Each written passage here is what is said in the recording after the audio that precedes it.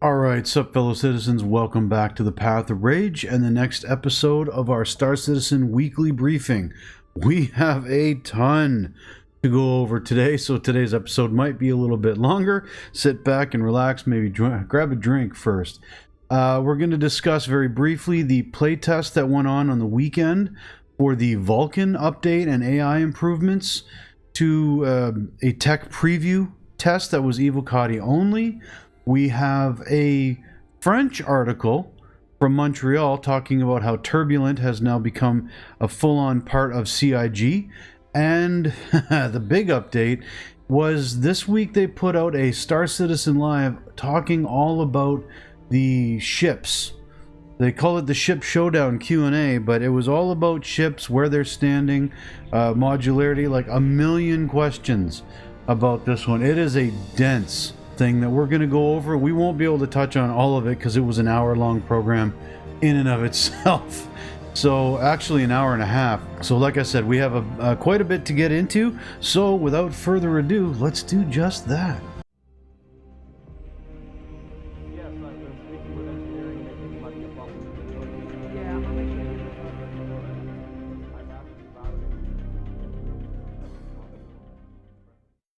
Now, as always, I am going to do the smaller points first before getting into the larger discussion. And with that, we're going to start with the Evocati tech preview that was focused on, like I said, Vulcan and AI behavior. They were bringing over a lot of the graphics and engine optimizations from Squadron 42, and they said that the game should be more performant in certain situations. Vulcan would be enabled by default. You didn't have to set anything. There was a bunch of new options added into the graphical options menu. They also did a lot of stuff with the AI. They tried to get more consistent and complete first reactions from AI. That's how they first respond to perception information like hearing or seeing you, or radars, things like that.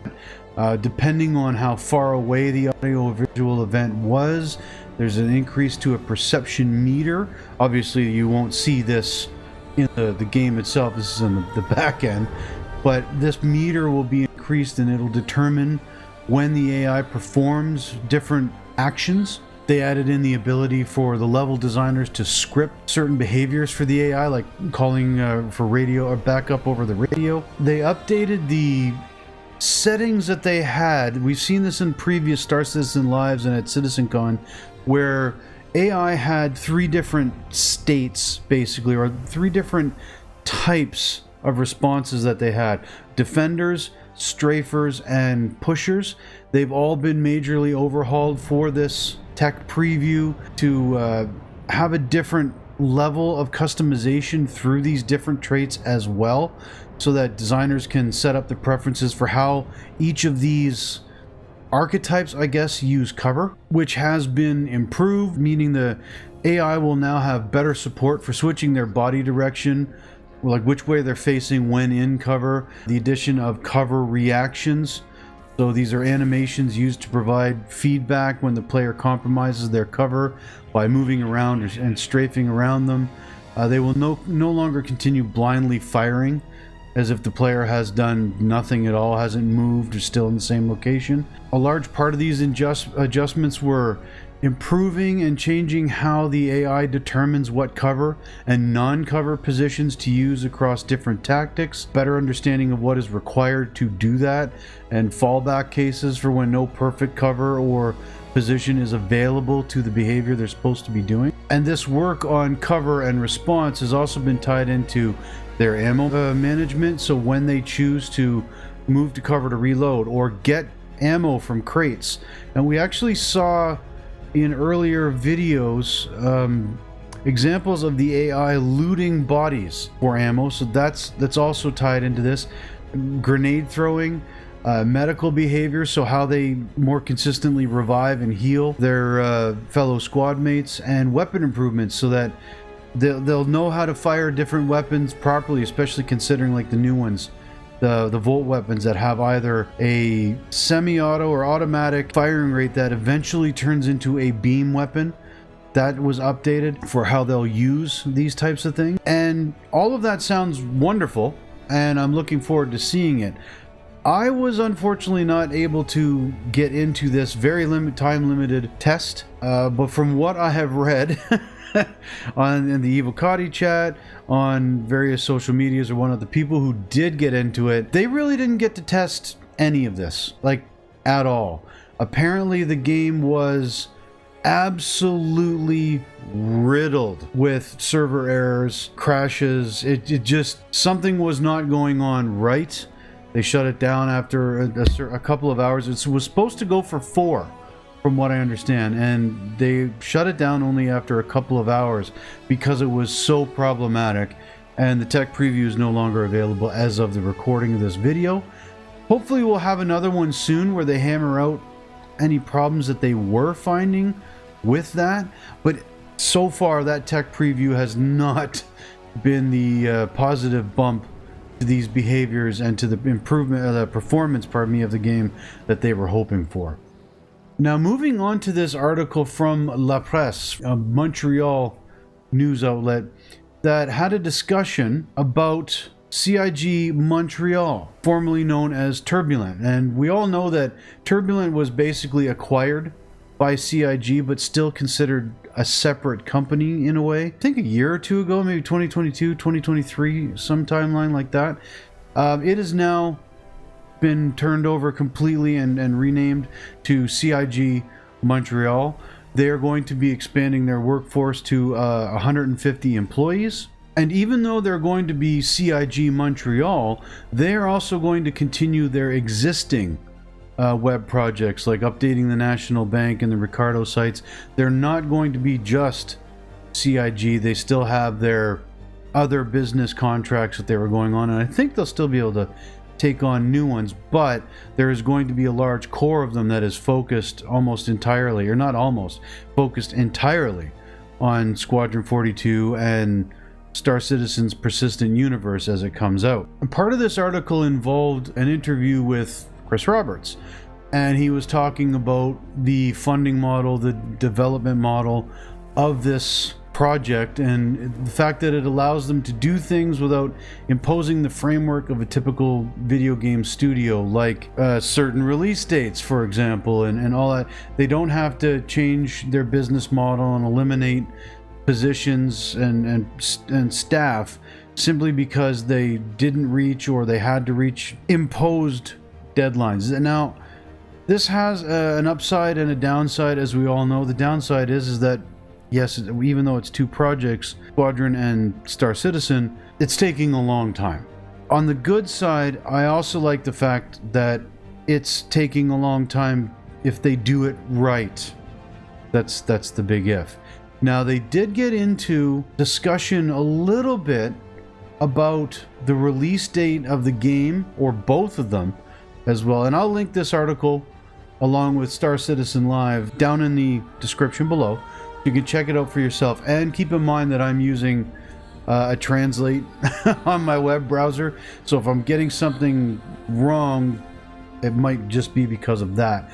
But one of the things that they talk about is that they're planning still to launch Squadron 42 next year with that much more conventional narration, takes place in the same universe, and new features that are being introduced with Squadron 42 will be brought into Star Citizen, which we already all know. I do like the fact that this proves that they're thinking about the release date as well, because they want to launch it in 2026 when it won't be in the shadow of GTA 6.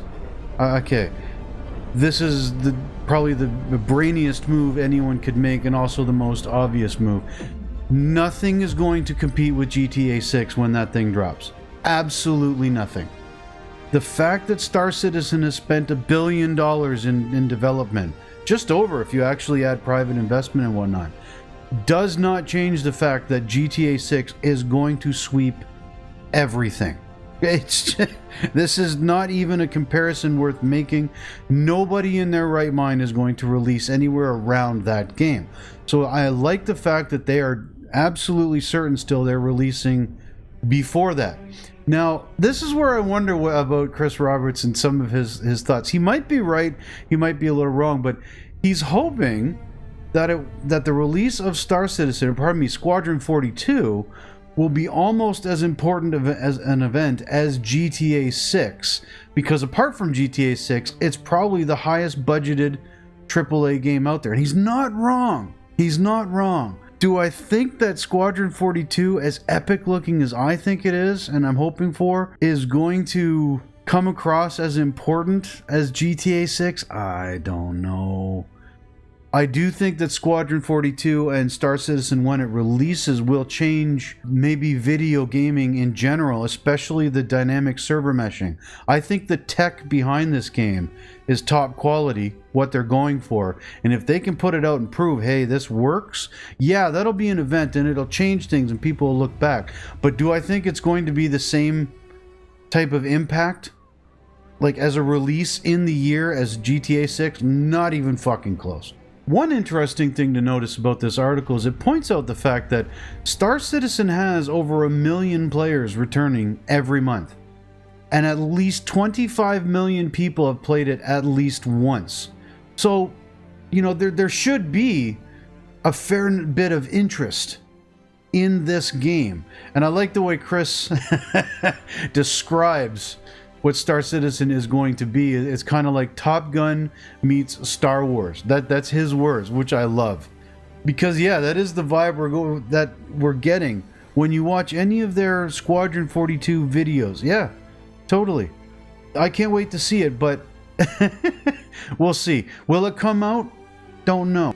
At least not in the time frame that they're saying, because we all know exactly what CIG and dates are like. I will, however, be interested in seeing the release, seeing the reception it gets, if it's actually a good game, because all the graphics and amazing actors in the game and all that kind of stuff will mean absolutely nothing if the story is ass. I'm also very interested in seeing how closing out Squadron 42 will affect the development of the persistent universe, of Star Citizen itself. There is the idea that they might start working on episode 2 right away, but if Squadron 42 comes out and it is a success, I think it would almost make more sense. I don't know if they'll do this, but this is just me spitballing it here as I'm thinking on the fly, folks. I think it would almost make more sense if they took everybody off of Squadron once it's released, aside from maybe some necessary patches that might come once it goes out to a wider audience. That happens with every game. I'm really interested in seeing the development speed and pace of the persistent universe once everyone has stopped working on Squadron. But again, this is more confirmation, I guess, that they are absolutely going for a 2026, early 2026 release date for Squadron 42. So, hey, let's find out. And now we get into the absolute meat and potatoes about this weekly briefing. The first two things were reporting on something that didn't go according to plan and reporting on yet another release date rumor from CIG, so always to be taken with a grain of salt.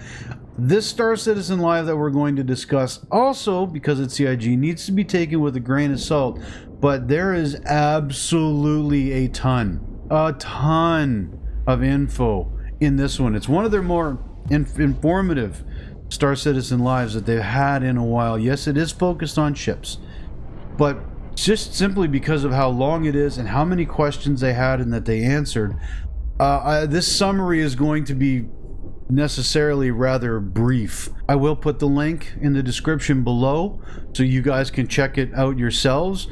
It's an hour and a half long, so make sure you got the time to do it. But again, I highly recommend that you check it out for yourselves. With that said, that little disclaimer out of the way, let's get right into it. And the first thing that they touched on is something that people have been asking about for a long time, and that was the rework for the 600i. The ship has problems. It's a cool ship, but it has problems. It's not exactly what people are hoping for. It's not as usable as they would like. However, CIG has said that while the concepts for the gold standard quote-unquote pass is all approved and it's all ready to go. There is no current work being done on it right now, nor is there any plans to start it in the near future, because, as they say, it is a mostly functional ship. It still works. You can still use it. It's not like the Aurora, which was taken off as a starter package because it doesn't fit the gameplay anymore. It needs a serious pass to bring it up to metrics. With the 600i, you can still use it. So it is, unfortunately, for those of you waiting for it, still on the back burner. The second question is also another big one, and that was considering the backlog of ships that need to be upgraded or polished before they can be released. Again, people know there's a backlog. The Constellation series, for example, the 600i that we just spoke about, quite a few others, they need a gold pass. They talked about the fact that there are certain ships that they're not bothering to do right now to get updates or gold passes on, simply because they require gameplay features that are just not in the game. They used, a little bit later in this episode, they used the example for this idea, the Banu Merchantman and the Endeavor.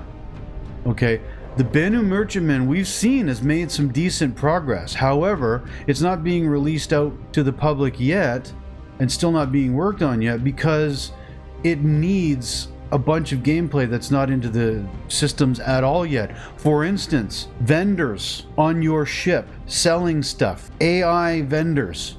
We don't have that. We don't have AI on our ships at all. The Banu Merchantman is also supposed to have AI coming onto the ship to buy stuff from said vendors. And it's not just that people are going to be selling their goods off of Banu Merchantman to other players. That'll happen as well. But they are meant to be like a floating supermarket or a superstore, a one-stop shop for all your goods that you come to. And that gameplay is just not there. And that's why the Banu Merchantman is not currently under development. Same thing with the Endeavor. Anybody who remembers the concept for the Endeavor, that is your ultimate generation ship, your colony ship, your farming ship in space. It's hugely modular. The Endeavor has absolutely zero of its gameplay features even attempted yet in Star Citizen. Jared says outright, yeah, that's going to be a long time coming. When talking about the backlog, they point out the fact that when you take out these ships that don't have gameplay features that they need, that they're waiting on, the backlog of ships that actually need touching up at this point, or quote-unquote gold standarding, is actually quite small, and they keep knocking out more and more. You know what, from an outsider's perspective, I can't say that this doesn't make perfect sense. One of the things that we as a community have complained about when it comes to ships for ages is when they put ships in the game that have no game loop. Like, you just can't use them for what they're intended to be used for. I get it. Like, why waste the limited manpower that they have on doing something for the Endeavor that, as much as we want the Endeavor, doing something for it that requires a game loop that they haven't even started working on, nor will they for another year or two. You might as well put that onto the ships that need it. This is complicated, by what they mention later on at another spot in this Star Citizen Live, about the fact that the question is to why they keep making new ships when they have older ships, again, like the Aurora, a perfect example, that seriously need a rework. And John Crew answered that one pretty straightforward. He made no bones about it. Star Citizen is funded on the sale of ships. There's just no getting around that. And what tends to sell more ships? New ships.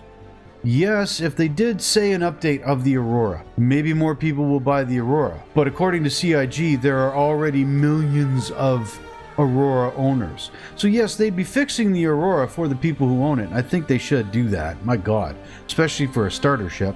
But the fact remains is that people are more interested in the new shiny. Look at how many of you guys out there have multiple ships. I'm one of the guys who has one.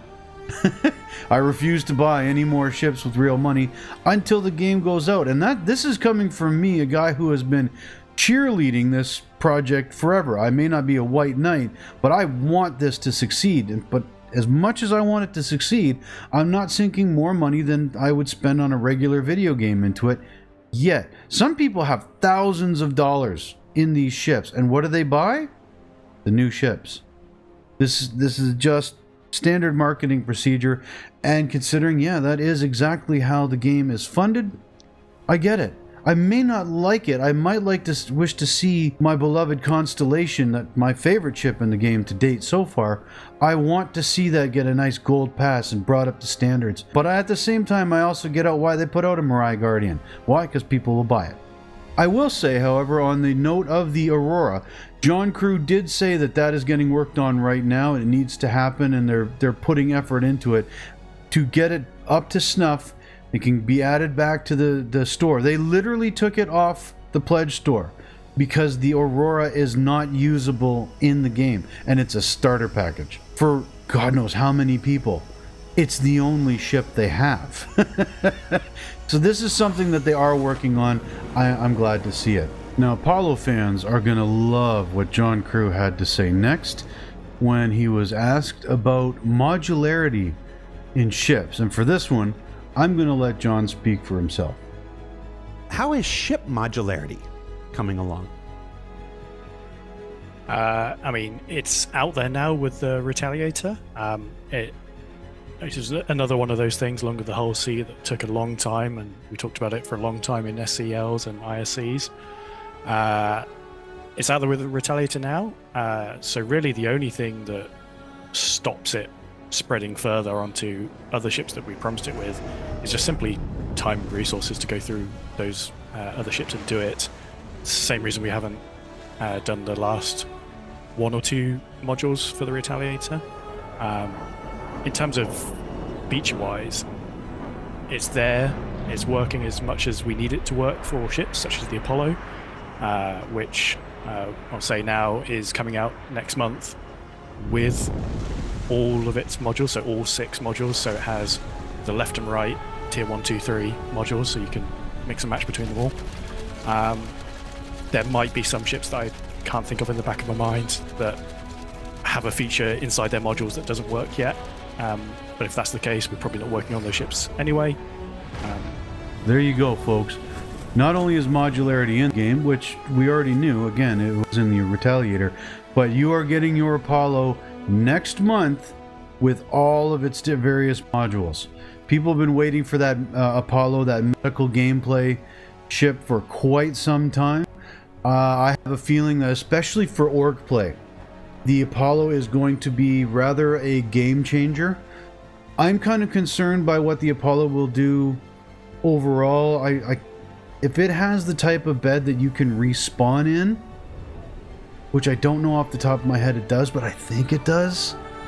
But if it's the type of medical bed that you can spawn in, I have a feeling says the Apollo is going to become one of the most currently popular ships in the verse, because everyone who wants to do any kind of combat without having to go back to their base and start all over if they get shot by an NPC, say in first-person combat, they're going to take an Apollo, hands down. It'll be the people will buy it hand over fist from the pledge store, and those who don't buy it from the pledge store will grind their asses off to get it. We will see these things everywhere. Again, that's if we can actually revive and respawn on it.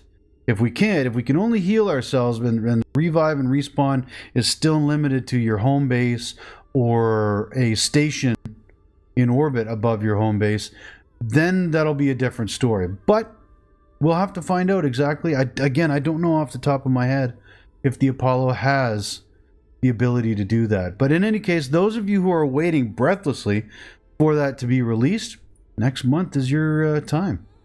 Another one that they touched on briefly is that you are no longer going to be able to open external doors of ships by punching them. Currently in the game, if you get there and you wait long enough and you keep doing it for long enough, you will eventually do enough damage to the door with your fist to pop it open. This is going to obviously change with Maelstrom, but even before that, John Crew said that they're going to put just some changes and fixes in there so that you seriously cannot damage a door with your fists. They were asked about a medium size or medium to large, say, salvage ship, and they both said that yes, the plan is to bring that medium to large size salvage ship out. And that's also the case with most of the industrial ships that they have planned. Salvage, mining, you name it. Just like with the Hull A's, the Hull A series, we have small size up to, you know, the super large cargo carrying capacity. They want that in all of the ship types. So yes, that is coming. One question they did answer, which is answering a huge pet peeve of mine with Star Citizen and its funding model, was about the concept ship sales. They have said before they wanted to move away from it. They were asked this question again. This year they have not done a concept sale, and they have no intentions of doing it. What they want to do, what they've done is pivoted towards not telling us about these ships that they're making in the background, getting them flight ready, and then dropping them out and releasing them. Kind of like I think they did with the Mirai Guardian. I could be wrong on that. I will be honest with you folks, as much as I follow this program or this development process, I do not pay attention to the concept ships at all. I don't pay attention to the ship sales. I just, if they came out and they're saying, hey, here's a $250 concept ship sale and one day it'll be in the game, I don't know why anyone would buy that. So I'm glad to see that they're moving away from this. Yes, the concepts that they put in the game and sold, they're obviously going to do, they have to for legal reasons at this point in time. I don't, Star Citizen has enough problems being labeled as a scam, being labeled as problematic when like fleecing people for money or whatnot, without selling ships that don't even exist, that they haven't even started working on. Hey, here's a drawing of a ship. Do you want to buy it? That ship may not turn out to be anything like the concept that you're buying, but hey, do you want to buy it? To hear them say that they're dropping this, oh my God, thank you very much, CIG. It is about time.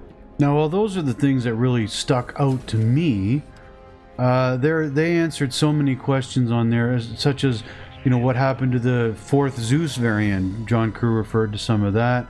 Do they have to rethink the Ryland cargo system, or is it still valid? Is there any progress on the actual Retaliator modules that still haven't been done?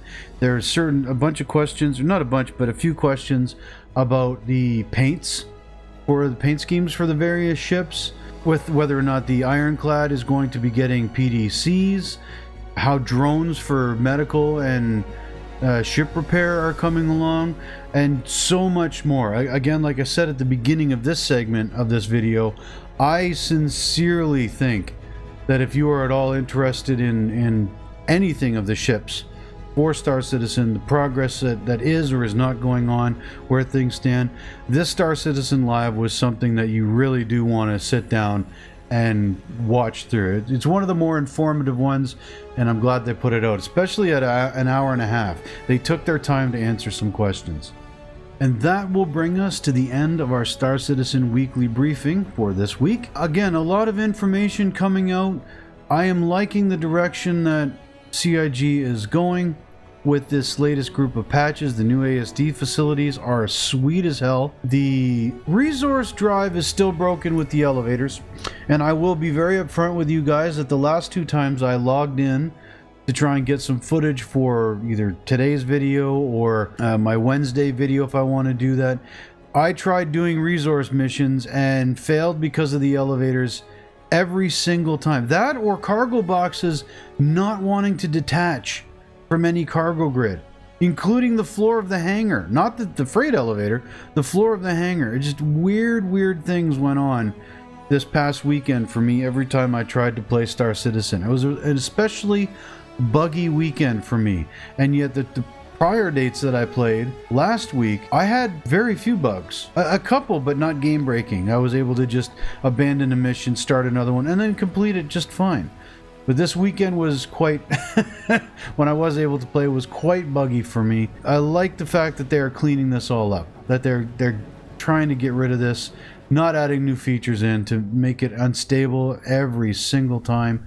I'm actually enjoying playing the game more often than normal, and I like seeing the direction that they're going with it. I hope you found this episode informative, especially about the ships and the release date for Squadron 42. Sound off in the comments below what you guys think about that one. Do you think it's going to happen? Give me some real feedback, folks. What you think about why it may or may not happen, what you think is the problems, or if you think they might be on a good track to get out there. I'd love to hear from you. Subscribe if you want to see more and you did like this channel. Give me a thumbs up if so. And until next time, I've been Rayjet Games, and I will see you in the verse. Bye-bye.